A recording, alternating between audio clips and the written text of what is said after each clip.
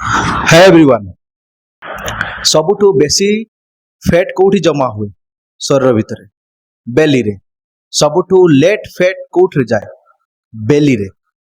Belly fat बढ़िबा पेट बढ़िबार main reason एथिपाई नुहे जे मु अधिक ओवर ईटिंग करूची, ठीक स्ट्रेस नउची, ठीक से सोउ नाही किबा सुगर ड्रिंक्स पिउची आउ बेड लाइफस्टाइल इफेक्ट रु ही पेट मैक्सिमम समय रे बढ़ी थाए।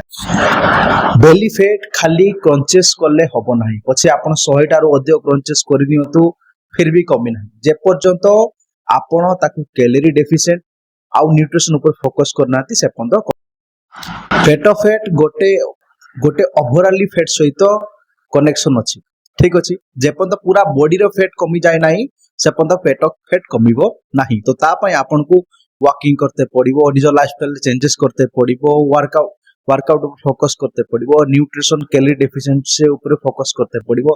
याको बारंबार कले ये धीरे धीरे कम।